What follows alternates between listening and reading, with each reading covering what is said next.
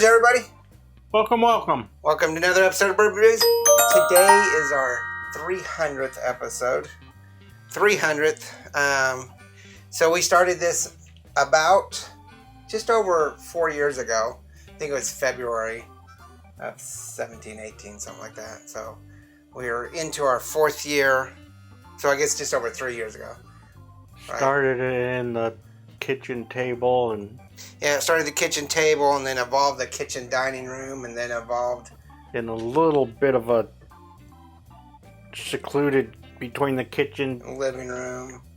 A dedicated studio, which was kind of in the middle of everything. And then we built this purpose-built studio bar in my house, and now it's too small. It's way too small. We're going to bump out the wall and keep going. I need another building. So, but yeah, hopefully you've been enjoying this. If you haven't watched our episodes, you should think about it. You can also see the evolution of us getting more comfortable with being on camera. Knowledge base. I mean, our knowledge was pretty low. I know that mine's expanded a lot because I've read lots of books and really look at this stuff. Yours has expanded quite a bit, especially since you got that chart. Our technology has evolved and we've had tons of problems. We started off doing maybe 1 or 2 episodes a week, and sometimes we wouldn't do episodes for several weeks, and sometimes a month would go by, and then we get back to it. So now we do episodes 5 days a week. We've been doing that for about 6 months. Well, about 6 months, maybe longer. We've had one every day of the week except for weekends. But we do all sorts of cool and interesting things, so we really hope you enjoy this. Make sure you share this because our channel is growing. Of course, we started with only 1 subscriber. He still hasn't subscribed. And now I am a subscriber. It's your son who's not. Now we're getting to a pretty nice number of subscribers. I wish it was a lot more, but I'm happy. So that means you should subscribe. Yeah, like 90% of the people that watch our videos aren't subscribed, so make sure you subscribe and share our videos. And tell us what you want to see, because we're here for ourselves to explore and taste and evaluate whiskeys and liquors from around the world, but we're also here for you to help you guys find better choices and flavors that might escape you that you miss. So make sure you do that. Anything else? It's been a fun ride for if you years. watched our early videos, it was kind of like, oh yeah, this is pretty good. Yeah, we like this. And our cameras were horrible. We The lighting was bad. Finally got decent camera and lighting. Still tweaking a little bit. Editing was horrible. And Cody used to be a little more verbal, and now he's all quiet. And I mean, he's got his own show now. Cocktails. But he used to be. So you might be asking, what are we doing for our 300th to make it special? Absolutely not. We're getting naked. Oh. No, you can do that. We're not doing actually anything special. What we are is just continuing on the road. It's kind of hard. We all live in different places and work hours, and we really only see each other all on the days we record, which is not the day that it goes out. We usually record several at a time. So we didn't plan anything special, but I did kind of move into this is yours, the Bunnahabhain, and I can never say this word, Bunnahabhain Stiuireadair. Stiuireadair. It's like a German name. Turbo-liter. And I thought that this would be a great whiskey to go on because we've got so many whiskeys, and usually chain whiskeys like Glenfiddich or Andalusian or Bullet or whatever. This is the only Bunnahabhain we have. So I thought it was great. This is a Scotch Islay. How do you say it? Islay.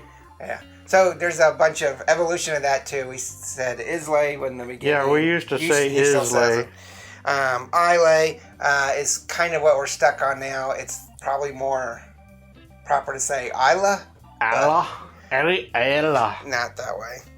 Not that way? We probably should go to Islay, but we still say Islay, you know, because we're live in the south of the United States, so we have to have an accent. This is from the Burn Stewart Distillery. The Bunnahabhain Distillery is part of Burn Stewart. It is 46.3% or 93 proof. I usually just double, and they didn't put the actual proof. They just put 46.3. So I'm rounding up to 93 proof. Aged 12 years. And this is the Stiuireadair is aged in a sherry cask. What was the price again? $42.99. $42.99. It is going to make that a 1 barrel on cost.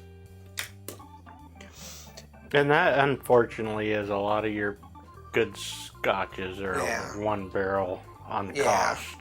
Well, and cost is arbitrary to region and locality, and so we've always debated about trying to get rid of it, but 300 episodes in, it's kind of hard to just get rid of something that we've been doing. So, and it's like you, the viewer, kind of needs to know the cost, because we can't just say, "Oh, this is a 5 barrel," and you not know how much it costs. So, a cost that actually brings in a lot to a purchase. Yeah. Like whether you're going to get it or not. Exactly. Okay, so let's go ahead and do the review. It's going to be 1 on cost for $42.99.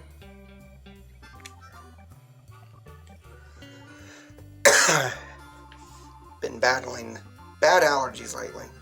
Actually, my whole life. Right away, I'm not getting smoky, peaty at all. Well, that's one of the misnomer myths about Scotch, is that you're assuming Isleys are all going to peat, and that Speysides or Highlands are not, and that's really not the case. It's just Isleys tend to be, in general, have high peat factors, and I'm sure that Bunnahabhain has a peat smoked single malt. Well, and then I mean, if you guys watch your show, I love the peaty, smoky stuff. So, but this is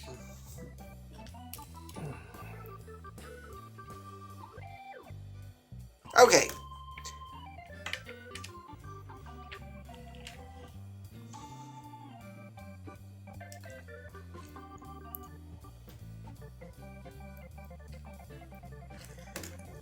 This is kind of one of the things that you don't notice in our videos also is I'm not going to edit this one very much, but there's a lot of cuts in it. Sometimes I cut half the video out of us just doing this. Sitting there.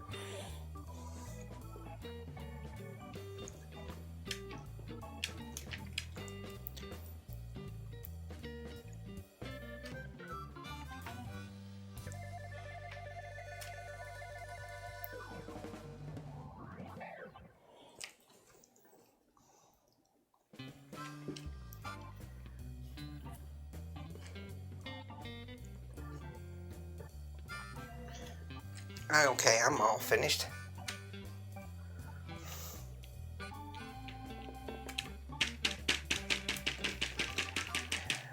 If you've been following our channel for the last 4 years or so, you'll notice that Andy always struggles with taking notes, staying on task, his pens. He complains all the time, but he never brings his own stuff. He once brought a pad of sticky notes. That's his whole contribution, other than this bottle. And then if you watch the show a lot, he gives me a lot of crap. It's what brothers do.